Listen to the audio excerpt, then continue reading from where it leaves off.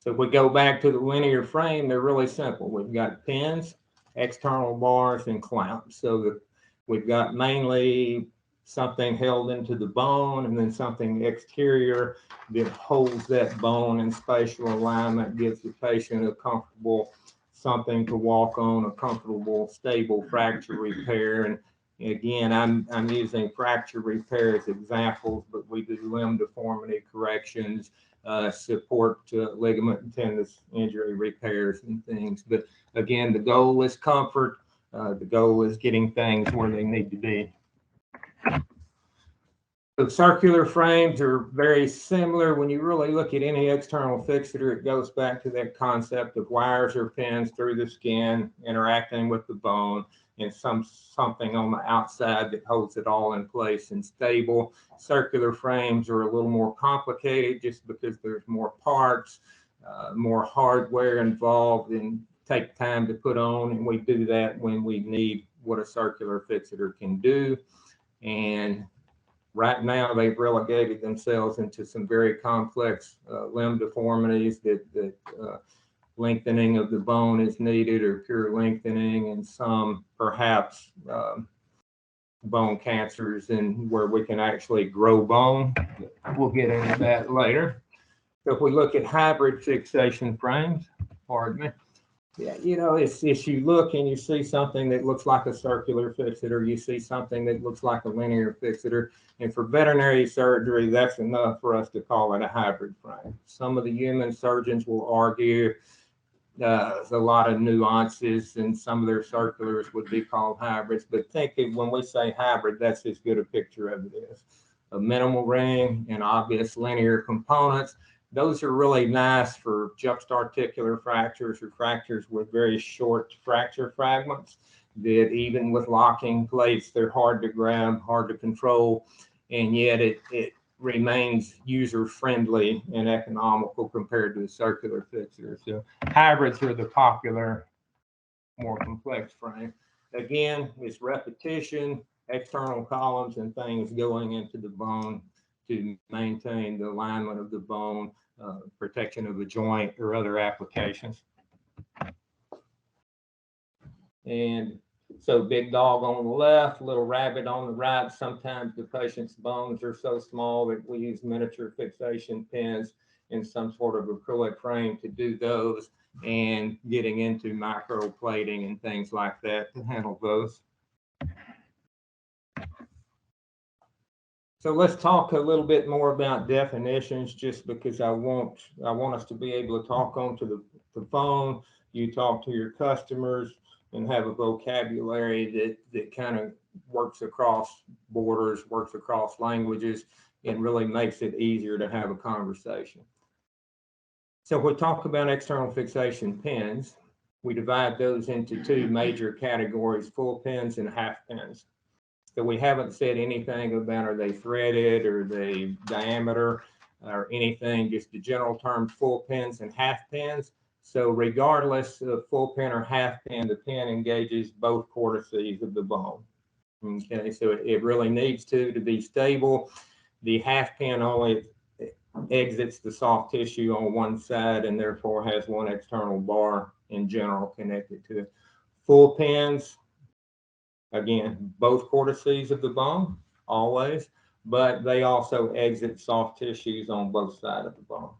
So full pins, most commonly in modern day terms, are centrally threaded positive profile pins, and half pins are usually end-threaded, either positive profile or Duraphase type. So we'll have a separate pin lecture later, but right now we're laying that groundwork.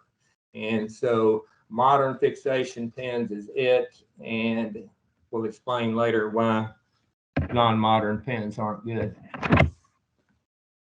So if you ever hear a surgeon that's frustrated, has a problematic case, and says, let's put a Kirschner on, or let's use a Kirschner, what's that mean? I don't know if that language is still out there. Do you hear that? Okay. So the Kirschner is a company that was around 30 or 40 years ago. They had a small veterinary division, and they pretty much were the only people to make external skeletal fixators for animals, at least in the U.S. And that use of the term Kirshner has become somewhat synonymous to Coke and Xerox. You know, say, hey, let's run this down and Xerox it, right? Or make me a Xerox. So Kirshner has become a generic that mainly means external fixator. And I'm glad you tell me that it's still around, because I'm getting where that term's dying away. So be careful if one of your customers says, I'm going to put a Kirshner on this, or can you help me get a Kirshner, that they aren't thinking Kirshner brand, they're thinking external fixator most of the time. And if they're still actually using Kirshners, you need to be converting them. Okay. So let's see. So are there any questions to date on simple while I grab a drink? Can we get a copy of this? Yes, it should be up and recorded. Okay. Thank you. So we're going to talk about classifying external fixation frames. So there's old things, a lot of surgery residents and things get to publish, and it gets complicated, especially since a lot of the data is old and the new hasn't been put in. But I want to talk about classification of frame for two reasons. And one, we know mechanically, the more things get complicated, the more components, the more bars, the more full pins, stronger we get. But we also know the more and more holes in the skin we place, the maybe less comfortable we get. So it's a trade-off. But today's take-home message is I want to forget mechanics, and I want to keep frame classification, or what frames are called, real simple. And the reason we do that is, if one of your customers says, I would like to build an 8-pin type 1B, you don't have to spend 2 minutes asking him how many bars are in there, how many pins are in there, what type of frame you want to build. You know right then he does not need full pins. Okay, you know 2 bars are needed. So you're really narrowed down the conversation. And if they don't know this, or customers don't know this, they catch on it rapidly. It's when we try to teach all the minutiae of why we call them that and how they behave that term gets lost. So let's just look at frames. Okay. Type 1A, simplest frame we've got. That was the original. You'll hear the term half pin splint, and you'll hear the term half Kirshner.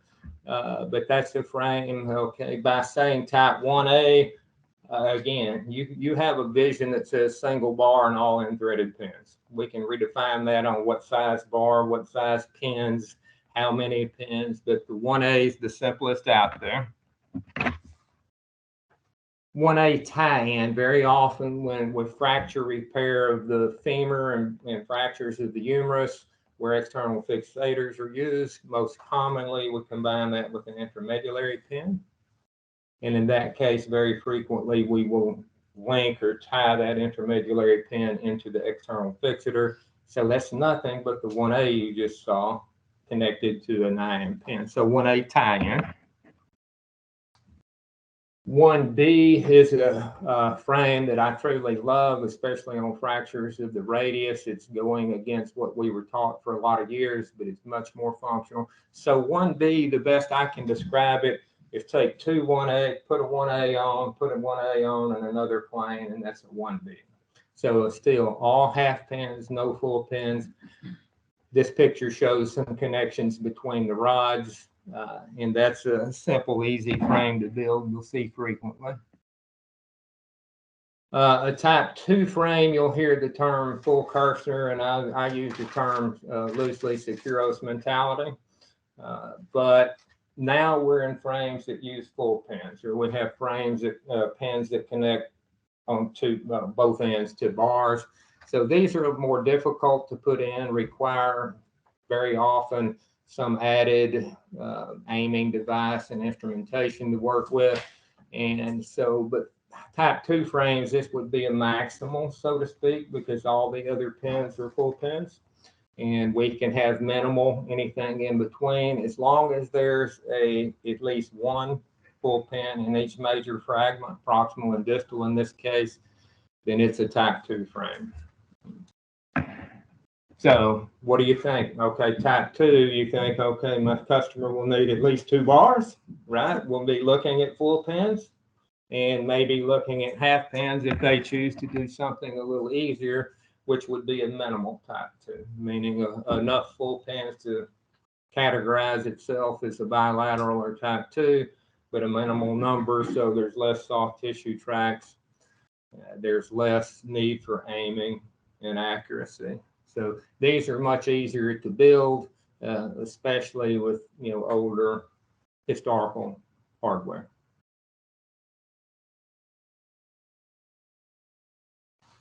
Type 3s, I hesitate to put the image of because they're monsters. And back in the days with poorly designed mechanical systems, even then we wouldn't use many of these. But now it's somewhat unnecessary, unheard of. But sometimes we do use these other bars and other planes because a fractured piece of bone may be so short that we can't get the number of pins we want in one direction. So coming to another direction and using another bar to provide space and provide something to anchor something that there's not room for on the other one. The other thing I hear is if you ever hear some human guy talking about building a delta frame, this is what they mean. And to the best, I don't know where delta comes from, but it seems very rarely used and only a small version of it for problematic cases. What would be considered a problematic case? In my situations, to think in terms of that kind of frame, full pin, half pins, 3 bars, my problematic case would be not so much the breed, the age, etc., but a very distal fracture. And maybe I don't have the right locking plates or don't want a double plate. I don't have hybrid or circular, and I need to make it work with bigger pins. So the problem to me is problematic is getting 3 pins in a short piece of bone. And so I'd use this type 3 orientation to get there. Gotcha. The only true cases I've seen where people actually build this type frame with IMEX SK parts, they've been putting our larger fixator pins on folds and calves and things where the patient is just physically bigger. Gotcha. Significantly physically bigger. Thank you. Okay, you're welcome. I wonder if they call it delta because it's triangular. I'm thinking that, I was wondering that on the plane on the way here. Isn't that the Greek? The Greek symbol the for- Greek delta? yeah, Yeah, and I'm thinking that may be it. So I- can we I had a friend vote? in college who was a tri-delta. I just remember they were 3 triangles. So can we vote Like, maybe. that's official now, right? Hey, works for Okay. me. Good. Because I had a guy asking that, and I couldn't answer the question. I mean, he was asking me, a human guy calling up, wanting to know if they could build a delta frame with research with our components. I'm like, Sure, why not? what's a delta frame? So let's look at target customers. Early in the deal, I think of general practitioners that are in practice. They want to start adding to their fracture capability.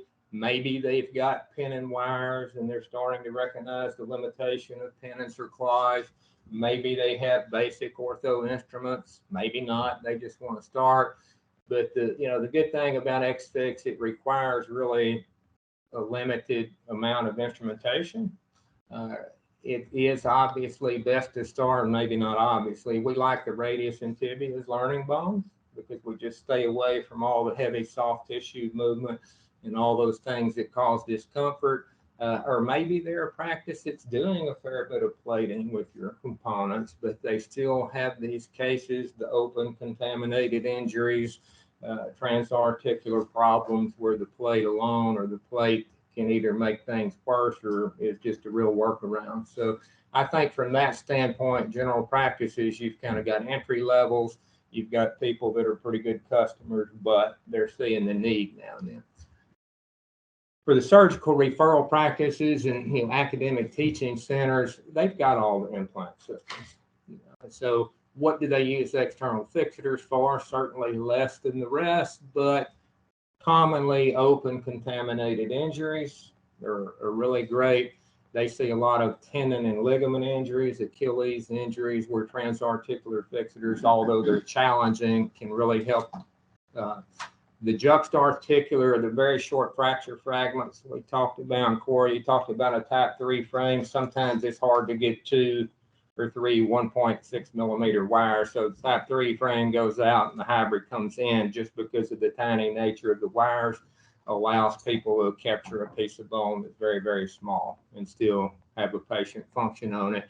And that's where I see a big part of the surgical referral situation going to. They're just cases you can't nail, cases you can't plate, in cases you can't do with a normal fixator. So the hybrid steps up, and we'll talk about hybrid a little more. And then also they're very useful for deformity corrections, and many of which are done with locking plates, but especially when those deformities have a whole lot of torsional, rotational component to them, which is really difficult to deal with plates, they become a really nice option.